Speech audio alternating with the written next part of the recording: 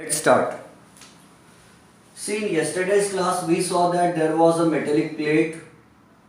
मान लो हमने sodium plate लगाया था and we connected it to the negative terminal of a battery.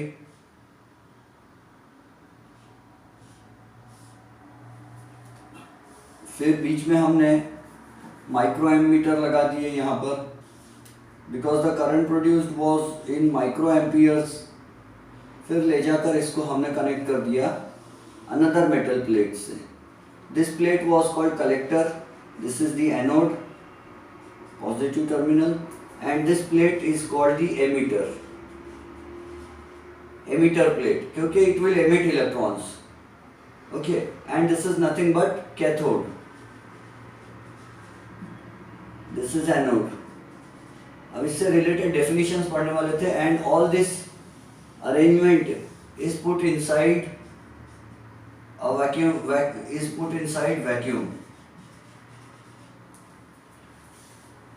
This is the simple arrangement of the photoelectric effect. This is the simplest arrangement schematics to study photoelectric effect. Photoelectric effect. This experiment was first performed by, this is our lecture 2 on this topic. तो जब hertz ने experiment करके देखा तो यहाँ से चिंगारी निकल रही थी, स्पार्क्स निकल रही थी. तो हर्ट्ज के समझ में नहीं आया कि वो स्पार्क्स क्यों थी, वो चिंगारी क्यों थी. लेकिन हर्ट्ज के जो स्टूडेंट्स थे लेनार्ड एंड हॉलवॉश, उन्होंने इस एक्सपेरिमेंट को आगे और कंटिन्यू किया और उन्होंने पता किया कि ये क्या हो रहा है. लेट अस सी. तो यहाँ है सोडियम मेटल प्लेट है सपोज, एंड उन्होंने देखा कि जब अल्ट्रावायलेट रेडिएशन यूज किया, पहले उन्होंने वायलेट रेज यूज करके देखे. Suppose it's not given in books whether they used violet और अल्ट्रावायलेट डायरेक्टली, बट इतना है कि हम सपोज करेंगे अपने मन से. लेट अस सपोज उन्होंने सबसे पहले कौन सी रेज पास की, वायलेट की सपोज, ठीक है. It is not given in the book. और सोडियम अपना इलेक्ट्रॉन कब इजेक्ट कर देता है, तो if the energy of the incident photon is 2.3 electron volt और ग्रेटर देन दैट, तो सोडियम अपना इलेक्ट्रॉन इजेक्ट कर देता है. एंड 2.3 इलेक्ट्रॉन वोल्ट को अगर हम जूल में कन्वर्ट करना चाहते हैं तो हमको मल्टीप्लाई करना होगा 1.6 इंटू 10⁻⁻19 से. This will become joule. और ये सॉल्व करें तो I think this becomes 16 3s are 48, carry 4, 16 2s are 32 plus 4 36, and दो digits का decimal point, तो this becomes 3.68 into 10⁻⁻19 joules. कल शायद गलती से मैंने 36 पॉइंट कुछ बोल दिया लगता है, I don't remember. 3.68 into 10⁻⁻19 joule. यानी आने वाले फोटोन में अगर इतनी एनर्जी है या इससे ज्यादा एनर्जी है, इससे ज्यादा एनर्जी है, इतनी या इससे ज्यादा एनर्जी है, तो फिर इलेक्ट्रॉन यहां से इजेक्ट होना चालू होगा. तो सी, अब ध्यान से समझो. तो यहां से क्या आ रहा है, उधर से फोटॉन्स आ रहे हैं. And if any question comes to your mind, please do ask the question. ये फोटॉन आए और ये फोटॉन्स क्या करेंगे, these photons will pull out the electrons from the sodium metal. ये photons क्या करेंगे, सोडियम मेटल में से इलेक्ट्रॉन को पुल आउट करेंगे, खींच के बाहर निकालेंगे. They will pull out the electron from the sodium metal. Let us suppose these are the electrons of the sodium metal, green colored. These are the electrons of sodium metal. तो क्या होगा, photon की energy, एक photon की energy एक electron P लेगा, और जैसे इलेक्ट्रॉन एनर्जी पी लेगा तो इलेक्ट्रॉन में एनर्जी आ जाएगी. अगर आने वाले फोटोन में सिर्फ इतनी एनर्जी है 3.68 into 10⁻⁻19 जूल, तो क्या होगा, फोटोन सिर्फ उखड़ जाएगा, उधर भागेगा नहीं. ध्यान से समझना. If the energy of the photon is only this much, 3.68 into 10⁻⁻19 joule, then what will happen, then this electron will get ejected from the metal surface, but it will not travel further. Why? because the energy contained in the photon was only equal to the work function of the metal. Work function, इसका पूरा नाम है photo electric work function. पूरा नाम क्या है? Photo electric work function. And what is photo electric work function? मैंने कल आपको डेफिनेशन लिख कर दिया था फोटो इलेक्ट्रिक वर्क फंक्शन का. तो the definition is, it is the minimum energy, the minimum photon energy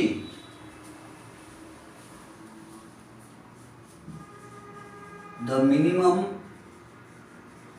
photon energy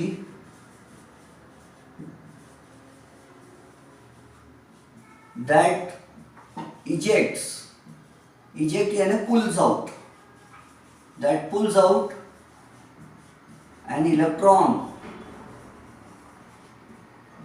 from the metal surface, from the metal surface. It is the minimum photon energy. आने वाले photon में minimum इतनी energy होना चाहिए कि वो एक electron को उखाड़ सके. तो इलेक्ट्रॉन को उखाड़ने के लिए जितनी एनर्जी, मिनिमम जितनी एनर्जी चाहिए, उस एनर्जी को हम कहते हैं फोटो इलेक्ट्रिक वर्क फंक्शन. ठीक है? The minimum energy which is required to pull out an electron from the metal surface. और हर मेटल की अपनी अपनी एक अलग एनर्जी होती है. सभी मेटल सेम एनर्जी पर इलेक्ट्रॉन उखाड़ने नहीं देते. For example, for caesium metal, for caesium this energy is, for caesium metal this energy is 1.9 electron volt. अब इसको जूल में कन्वर्ट करना है तो 1.6 इंटू 10 टू पावर -19 से मल्टीप्लाई कर लो इलेक्ट्रॉनिक चार्ज से, मैग्नीट्यूड. देन पोटेशियम, अगर हम पोटेशियम की प्लेट यूज करते हैं, एमिटर प्लेट पोटेशियम की, तो उसकी है 2.2 इलेक्ट्रॉन वोल्ट वर्क फंक्शन.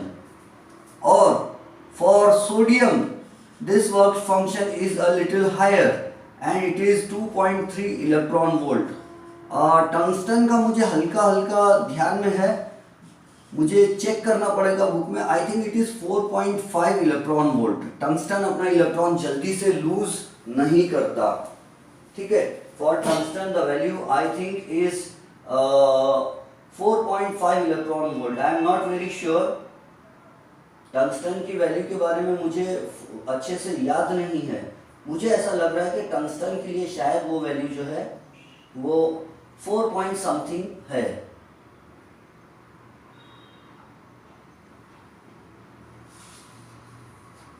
तो चलो आगे बढ़ते हैं फिर. So photo electric work function का मेटल मीनिंग समझ में आ गया आपको?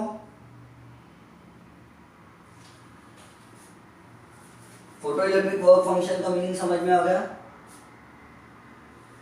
हाँ, वेरी गुड,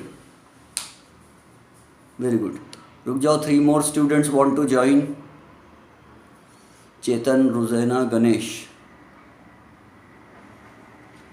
सो हर मेटल का अपना अपना एक फोटो इलेक्ट्रिक वर्क फंक्शन का वैल्यू होता है.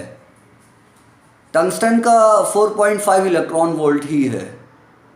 मुझे ऐसा अच्छे से लग रहा है, याद आ रहा है कि it is 4.5 electron volt.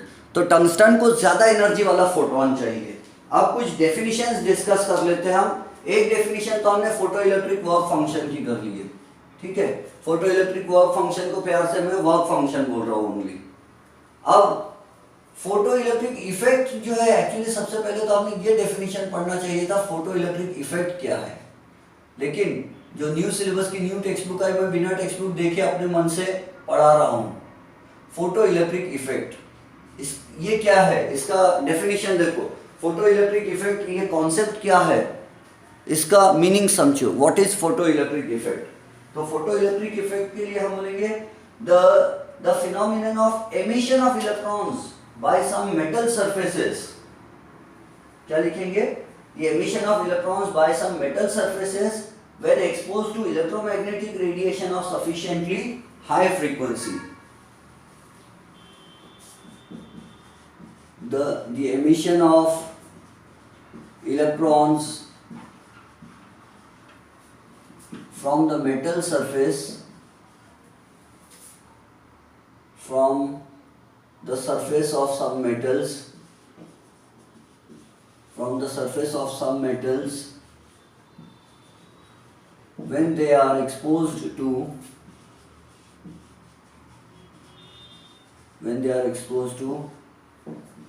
EM radiation, shortcut में EM लिख दिए तो चलता था इलेक्ट्रोमैग्नेटिक की जगह, EM radiation of sufficiently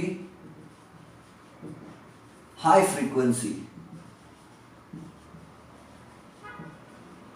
आने वाले रेडिएशन की फ्रीक्वेंसी सफिशिएंटली हाई होना चाहिए, उस फ्रीक्वेंसी को थ्रेशोल्ड फ्रीक्वेंसी बोलते हैं। मैं समझाता हूं, पहले ये डेफिनेशन देखो।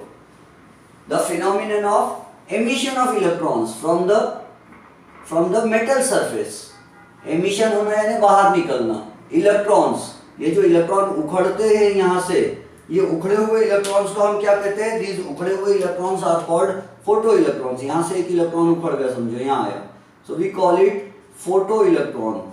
फोटो इलेक्ट्रॉन इसलिए बोल रहे हैं क्योंकि फोटोन की एनर्जी पी के उखड़ा है ये इलेक्ट्रॉन, फोटोन की एनर्जी पीकर उखड़ा, इसलिए उसको फोटो इलेक्ट्रॉन बोलते हैं।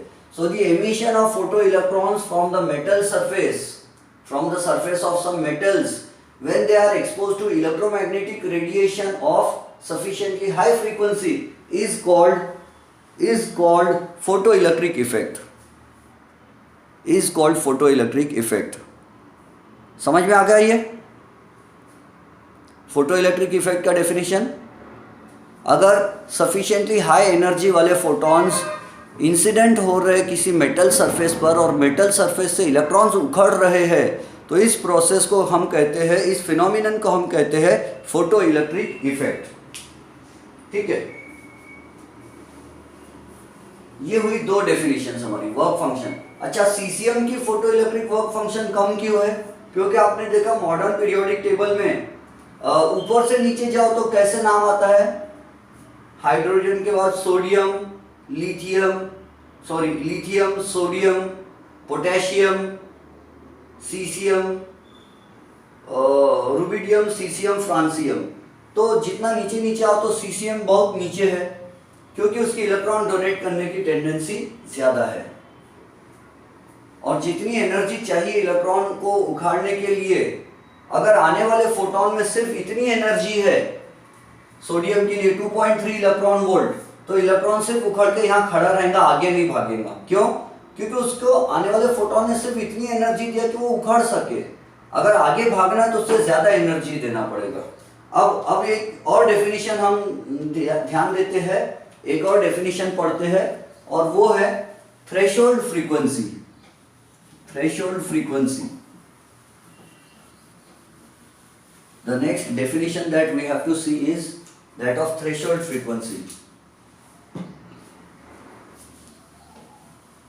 तो सी थ्रेशोल्ड फ्रीक्वेंसी क्या है? ये बहुत इजी चैप्टर है, remember it's a very very easy chapter, बहुत इसमें ज्यादा कॉन्सेप्ट्स नहीं है।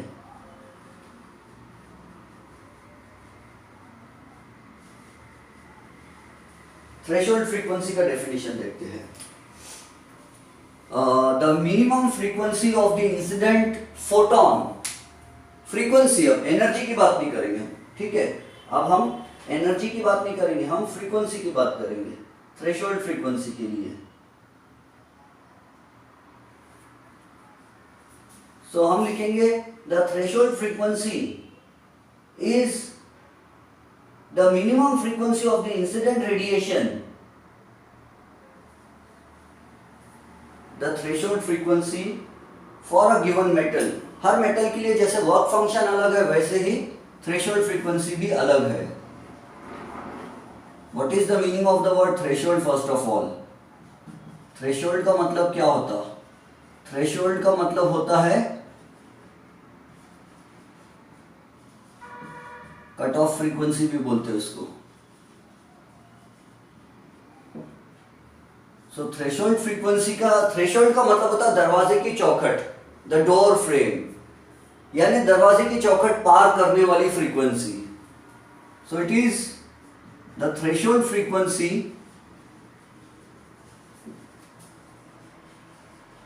For a given metal, for a given metal is the minimum frequency is the minimum frequency of the incident radiation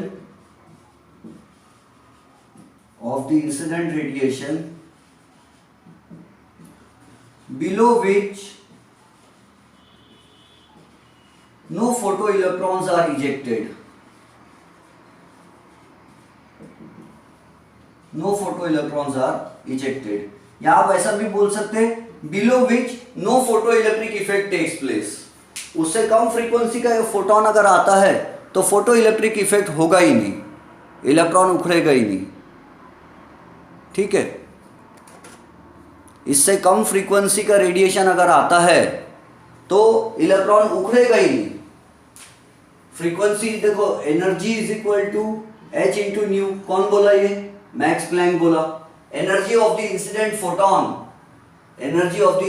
photon is equal to E is equal to h into nu होता है. So what is nu? Nu is the frequency.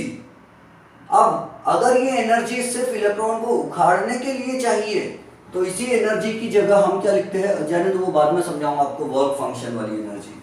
तो energy contained in a photon is given by h into nu, where h is Planck's constant 6.63 into 10 raised to power minus 34 joule second. ये h की value है nu. अब energy is directly proportional to frequency. h तो constant है. तो जितनी ज्यादा frequency बढ़ेंगी इंसिडेंट रेडिएशन की, आने वाले फोटोन में जितनी ज्यादा फ्रीक्वेंसी रहेंगी, ठीक है, तो उतना ज़्यादा उसमें एनर्जी भी रहेंगी. आने वाले रेडिएशन में जितनी ज़्यादा फ्रीक्वेंसी रहेंगी, हालांकि देखो ये दो कॉन्ट्रास्टिंग बातें बोल रहा हूँ मैं फोटोन भी बोल रहा हूँ और फ्रीक्वेंसी भी बोल रहा हूँ. यहीं से तो ड्यूअल नेचर पता चलता है, ये आगे बताएंगे. मैंने आपको समझाया था कि रेडिएशन जब इलेक्ट्रोमैग्नेटिक वेव्स को ट्रैवल करना होता है तो वो वेव्स बन के ट्रैवल होती है, और जब किसी चीज़ से उसको भिड़ना होता है, हिट करना होता है, तो पूरी एनर्जी इकट्ठा हो जाती है एक जगह जमा, और वो बॉल बन जाती है और वो जाके हिट करती है किसी भी चीज़ को, एनर्जी कॉन्सेंट्रेट होके. तो इंसिडेंट रेडिएशन की वो फ्रीक्वेंसी जो ज़रूरी है इलेक्ट्रॉन को उखाड़ने के लिए, उससे कम एनर्जी पर इलेक्ट्रॉन उखड़ता ही नहीं, तो उसको कहते हैं हम थ्रेशोल्ड फ्रीक्वेंसी. और हर मेटल के लिए थ्रेशोल्ड फ्रीक्वेंसी की वैल्यू अलग अलग होती है. तो अब मुझे आप बताओ कौन से मेटल के लिए थ्रेशोल्ड फ्रीक्वेंसी की वैल्यू कम होंगी? सीसियम के लिए, या पोटेशियम के लिए, या सोडियम के लिए, या टंगस्टन के लिए? थ्रेशोल्ड फ्रीक्वेंसी सबसे कम किसके लिए होंगी इन चारों में से? वेरी गुड, सीसियम के लिए सबसे कम थ्रेशोल्ड फ्रीक्वेंसी होंगी, क्योंकि एनर्जी भी उसको उखाड़ने के लिए कम चाहिए, है ना. उसको उखाड़ने के लिए उसका फोटो इलेक्ट्रिक वर्क फंक्शन कम है.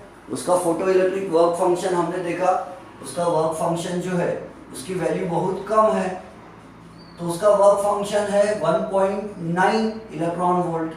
तो फोटो इलेक्ट्रिक वर्क फंक्शन कम है, कम एनर्जी में इलेक्ट्रॉन उखड़ता, तो कम फ्रीक्वेंसी का रेडिएशन चाहिए उसको, क्योंकि कम फ्रीक्वेंसी का रेडिएशन आएगा इंसिडेंट, तो कम एनर्जी का आएगा, तो कम एनर्जी में भी उखाड़ देता है. पोटेशियम को चाहिए 2.2 इलेक्ट्रॉन वोल्ट, सोडियम को चाहिए 2.3 इलेक्ट्रॉन वोल्ट, टंगस्टन को चाहिए 4.5 इलेक्ट्रॉन वोल्ट, और सबसे ज्यादा फ्रीक्वेंसी का इंसिडेंट फोटोन चाहिए टंगस्टन को. W यानी टंगस्टन को चाहिए सबसे ज्यादा, क्योंकि वो अपना इलेक्ट्रॉन जल्दी छोड़ता ही नहीं है, टाइटली बाउंड इलेक्ट्रॉन्स होते हैं उसके. चलो ये बात समझ में आ गई आपको, ये कॉन्सेप्ट समझ में आ गया, डेफिनेशन. अब देखो थ्रेशोल्ड वेवलेंथ की डेफिनेशन यहीं पर डिस्कस करते हैं. अच्छा, हर मेटल के लिए थ्रेशोल्ड फ्रीक्वेंसी की वैल्यू अलग रहती है. रिमेंबर, हर मेटल के लिए थ्रेशोल्ड फ्रीक्वेंसी की वैल्यू अलग रहती है. थ्रेशोल्ड फ्रीक्वेंसी के लिए वैल्यू सीसियम की कम है, पोटेशियम की थ्रेशोल्ड फ्रीक्वेंसी ज़्यादा है, सोडियम की थ्रेशोल्ड फ्रीक्वेंसी और ज़्यादा है, एंड टंगस्टन की थ्रेशोल्ड फ्रीक्वेंसी और बहुत ज़्यादा है. ये जो एल्कली मेटल्स है ना, ये विजिबल कलर में भी red, green, blue, indigo, violet light पे भी अपना इलेक्ट्रॉन उखाड़ना चालू कर देते हैं. अब डेफिनेशन देखो, थ्रेशोल्ड वेवलेंथ, डेफिनेशन देखो, थ्रेशोल्ड फ्रीक्वेंसी को ही हम मॉडिफाई कर देंगे, और डेफिनेशन में हम वर्ड ला रहे हैं थ्रेशोल्ड वेवलेंथ. थ्रेशोल्ड वेवलेंथ अब आपको मालूम है all electromagnetic waves have same velocity, सभी इलेक्ट्रोमैग्नेटिक वेव्स की वेलोसिटी कैसी रहती है एयर में, सेम रहती है ऑलमोस्ट, है ना। वैक्यूम में सबकी वेलोसिटी तो सेम है 3 × 10⁸ मीटर्स पर सेकेंड। तो फिर फ्रीक्वेंसी और वेवलेंथ में क्या रिलेशन है, फ्रीक्वेंसी और वेवलेंथ में क्या रिलेशन है, इनवर्स रिलेशन है।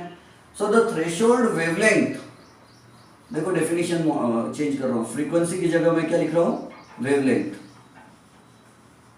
Threshold, the threshold wavelength for a given metal is the maximum wavelength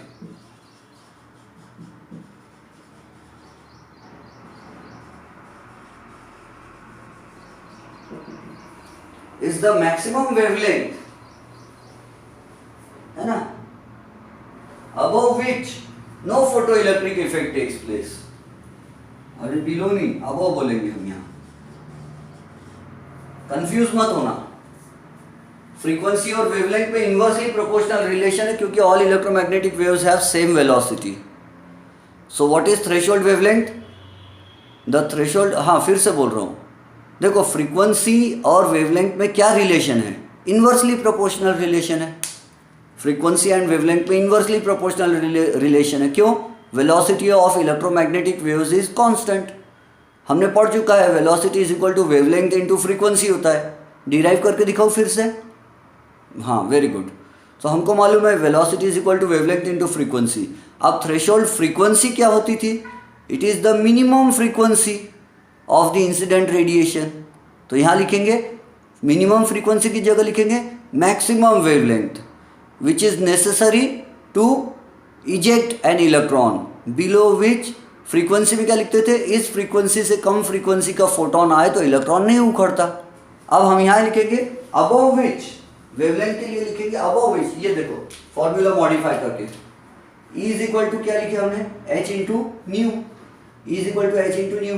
मैं ऐसा लिख सकता E is equal to H into c upon lambda, E is equal to H into c upon lambda, frequency की जगह। क्यों ऐसा लिख दिया मैंने, because velocity is equal to wavelength into frequency, ये न्यू यानी फ्रीक्वेंसी होता है। फिजिक्स पार्ट 2 में हम उस न्यू से फ्रीक्वेंसी बताते हैं। तो energy of the incident photon is inversely proportional to its wavelength. Red light में ज्यादा एनर्जी होती है या वायलेट में ज्यादा एनर्जी होती है, हाँ करेक्ट। सो रेड लाइट में ज्यादा एनर्जी होती है, रेड लाइट के फोटोन में ज्यादा एनर्जी होती है या वायलेट में, वेरी गुड, वायलेट में ज्यादा एनर्जी होती है वायलेट के फोटोन में, क्योंकि उसकी वेवलेंथ, वायलेट वाले की वेवलेंथ जो है वो, वायलेट की वेवलेंथ कम है, इसीलिए उसके फोटोन में एनर्जी ज्यादा होती है। Energy is inversely proportional to wavelength, understood. चलो, तो ये हुई थ्रेशोल्ड वेवलेंथ की definition. The threshold wavelength for a given metal is the maximum wavelength of the incident radiation. अरे ये ध्यान देना, मैंने रेडिएशन लिखना था, मैंने रेशन लिख दिया, यहाँ रेडिएशन होना चाहिए। इससे पुरानी डेफिनेशन भी जो है ना, थ्रेशोल्ड फ्रीक्वेंसी भी आप उसमें कर लेना, क्योंकि मैं सुबह 5 साढ़े 5 बजे उठ के फिर से सो गया था और फिर अभी उठ के एकदम पढ़ाने लग गया मैं, तो अभी हाफ स्लीप मोड में हूँ, अधमरी कंडीशन में पढ़ा रहा हूँ मैं। So radiation, the threshold wavelength for a given metal is the maximum wavelength of the incident radiation above which no photo electrons are ejected, above which no photoelectrons are ejected।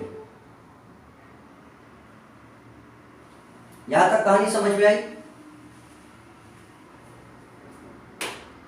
Yes बोलो, हाँ very good, समझा तो ही yes बोलना, नहीं तो जबरदस्ती yes नहीं बोलना। Very good very good. C क्या, C is the velocity of light in vacuum. हाँ सामिया पूछो, डाउट क्या है?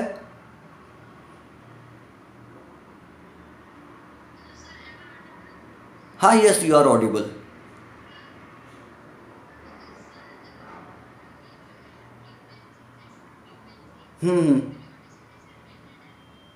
थ्रेशोल्ड फ्रीक्वेंसी पीरियोडिसिटी से, हाँ देखो जैसे अपन modern periodic table, I hope आप लोग को केमिस्ट्री में मॉडर्न पीरियोडिक टेबल तो आपको लर्न होगा ही। तो ये हटाता हूँ डेफिनेशन। देखो मॉडर्न पीरियोडिक टेबल में आप क्या करते हो कि you draw it like this, this is group 1, यहाँ हाइड्रोजन है, उसके नीचे लिथियम है, देन सोडियम है, देन नीचे पोटेशियम है, देन नीचे पोटेशियम के नीचे शायद रुबिडियम रहता, फिर सीसियम है, CS, सीसियम को नहीं CE लिखते ना, then francium is there, the most metallic element in the entire periodic table. ऐसा दिया है ग्रुप 1 मॉडर्न पीरियोडिक टेबल में। सो सीसियम का atomic number is 3, sorry lithium का एटॉमिक नंबर इज 3, सोडियम का 11 है, पोटेशियम का 19 है, इनके मुझे याद नहीं है। तो ये ऊपर से नीचे हो तो नंबर ऑफ शेल्स बढ़ता है। Hydrogen has only 1 orbit 1 shell, lithium has 2 shells, sodium has 3 shells, potassium has 4 shells, rubidium has 5 shells, caesium has 6 shells, francium has 7 shells. और ये सब ग्रुप 1 को बिलोंग करते हैं। तो इन सबके आउटर मोस्ट ऑर्बिट में कितना इलेक्ट्रॉन है? 1। सबके आउटर मोस्ट ऑर्बिट में 1 इलेक्ट्रॉन है, मतलब all of them want to donate that 1 electron, क्योंकि ऑक्टेट पूरा करने 7 इलेक्ट्रॉन चाहिए उनको, 7 इलेक्ट्रॉन्स नहीं मिलते तो सब 1 इलेक्ट्रॉन डोनेट करना चाहते हैं। अब कौन जल्दी डोनेट करना चाहेगा मालूम है? देखो इसके 2 शेल्स है, तो न्यूक्लियस और आउटर मोस्ट ऑर्बिट के बीच का डिस्टेंस सब में ज्यादा किसके लिए है? Nucleus and outer most orbit का इलेक्ट्रॉन का डिस्टेंस सबसे ज्यादा किसके लिए रहेगा इनमें, बताओ?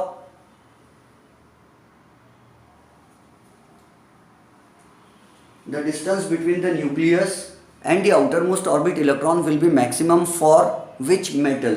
Lithium, sodium, potassium, rubidium, cesium और francium?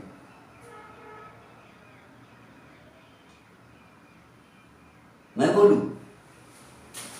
देखो, there are 7 shells. आपको मालूम होगा पीरियोडिक नंबर जो रहता है, period number shows the number of shells in the outermost orbit. तो फ्रांसियम में 7 ऑर्बिट्स है। ये nucleus, first orbit, second orbit, third orbit, fourth orbit, fifth orbit, sixth orbit, seventh orbit. तो इसके और सबके आउटर मोस्ट ऑर्बिट में 1 electron है। तो फ्रांसियम का, न्यूक्लियस का एंड सेवंथ ऑर्बिट के आउटर मोस्ट ऑर्बिट इलेक्ट्रॉन का जो इलेक्ट्रॉन है, इनके बीच में डिस्टेंस बहुत ज्यादा हो गया। और अगर हम कूलम्स लॉ फॉलो करते हैं तो कूलम ने कहा था force is directly proportional to magnitude of the charge, product of magnitude of the charge and inversely proportional to square of the distance. तो ये डिस्टेंस बहुत ज्यादा है, तो न्यूक्लियस में और आउटर मोस्ट ऑर्बिट में फोर्स ऑफ अट्रैक्शन बहुत कम है। फोर्स ऑफ अट्रैक्शन बहुत कम है तो ये इजीली डोनेट हो जाता, इजीली लूज कर सकता है इलेक्ट्रॉन को, समझे? फ्रांसियम इजीली लूज कर सकता, सबसे इजीली फ्रांसियम इलेक्ट्रॉन को लूज कर सकता है। थोड़ी मुश्किल जाएंगी सीसियम के इलेक्ट्रॉन को उखाड़ने में, उससे ज्यादा कठिन है रुबिडियम का इलेक्ट्रॉन निकालना, उससे भी ज्यादा कठिन पोटेशियम, उससे ज्यादा कठिन सोडियम और उससे ज्यादा कठिन लिथियम है। मीनिंग समझ गए? Sorry, did you understand Yusra? Sorry Samia, yes yes, very good. So this is it. ये मॉडर्न पीरियोडिक टेबल के इससे रिलेटेड है। एल्कली मेटल्स जो है, alkali metals have they are already ready to donate electrons, वो अपना इलेक्ट्रॉन देने के लिए ऑलरेडी रेडी रहते हैं। यही टॉपिक जो 10th स्टैंडर्ड में क्या बन के आता है मालूम है आपको? Potassium is more reactive than sodium, why? इसी को गिव रीजन पूछते हैं 10th स्टैंडर्ड में कि why is potassium more reactive than sodium. क्या आप में से कोई मुझे बताएंगे why is potassium more reactive than sodium? दोनों के पास एक एक इलेक्ट्रॉन है। पोटेशियम के भी आउटर मोस्ट ऑर्बिट में 1 इलेक्ट्रॉन है, सोडियम में भी 1 इलेक्ट्रॉन है आउटर मोस्ट ऑर्बिट में, लेकिन पोटेशियम अपना इलेक्ट्रॉन जल्दी लूज करता है। क्या रीजन है? क्योंकि पोटेशियम में 4 ऑर्बिट्स है, 4 शेल्स है, और सोडियम में 3 है, तो न्यूक्लियस इसके 3 ऑर्बिट्स है ओनली। तो ये 1 इलेक्ट्रॉन थर्ड ऑर्बिट में, पोटेशियम का वो 1 इलेक्ट्रॉन 1 2 3 फोर्थ ऑर्बिट में है।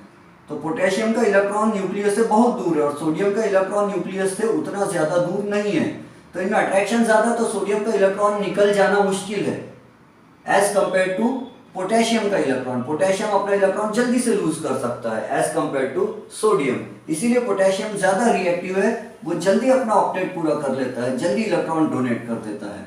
तो इलेक्ट्रॉन लूजिंग टेंडेंसी जो है वो पोटेशियम की सोडियम से ज्यादा है। आई होप आपका ये कॉन्सेप्ट क्लियर हो गया, समझ गए ना? अच्छा, मुझे ये बताओ कि अभी अपना जूम क्लास जो है वो और मेरे फ़ोन में जो है 35 मिनट्स 43 सेकेंड्स कुछ दिखा रहा है कंटिन्यूस, तो मतलब बढ़ रहा है टाइम। तो अगर ये क्लास ख़त्म हो गया तो shall I send the link again और नॉट? हाँ, 5 मिनट्स हमारे पास बचे हैं, तो फिर से लिंक सेंड करना या आपकी और कोई क्लास है इसके बाद? नो केमिस्ट्री क्लास, सेंड करूँ ना लिंक फिर? हाँ, we will continue it. 5 minutes बाद अपना ये क्लास ख़त्म हो जाएगा। केमिस्ट्री 9 बजे से, ठीक है, तो मैं आपको 9 बजे तक पढ़ा दूंगा, फिर चलेगा। आप ध्यान से समझो, ये जो हर्ट्ज के जो स्टूडेंट्स थे बहुत इच्छुक थे, बहुत शरारती थे, बहुत इच्छुक पुट्टे थे, मजाक कर रहा हूँ। तो उन्होंने क्या किया, वो रिलेशन पढ़ाना चालू कर दूं मैं। उन्होंने क्या क्या किया, इंटेंसिटी के साथ किया फ्रीक्वेंसी के साथ क्या किया, वो रिलेशन पढ़ाना चालू कर देता है ना। फोटो इलेक्ट्रिक इफेक्ट का इसी से मैं पढ़ाना चालू करता। इफेक्ट ऑफ पहला इफेक्ट ऑफ स्टॉपिंग पोटेंशियल को मैं बाद में पढ़ाऊंगा। अभी देखो इफेक्ट ऑफ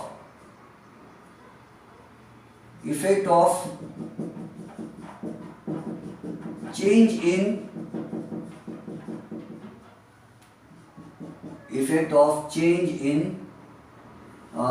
क्या करते, इंटेंसिटी करते क्या फ्रीक्वेंसी करते। Effect of change in intensity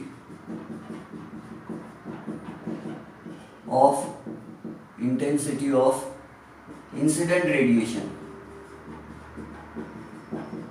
हॉलवॉश और लेनार्ड ने क्या किया, इंटेंसिटी चेंज कर करके देखा। ध्यान से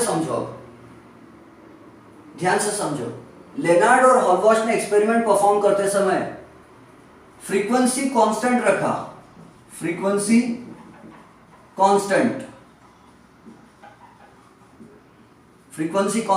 एंड पोटेंशियल कांस्टेंट। पोटेंशियल का बाद में मैं समझाऊंगा कॉन्सेप्ट। पोटेंशियल भी कांस्टेंट, पोटेंशियल कांस्टेंट यानी ये वोल्टेज यहां पर समझो, इन्होंने 10 वोल्ट लगाया।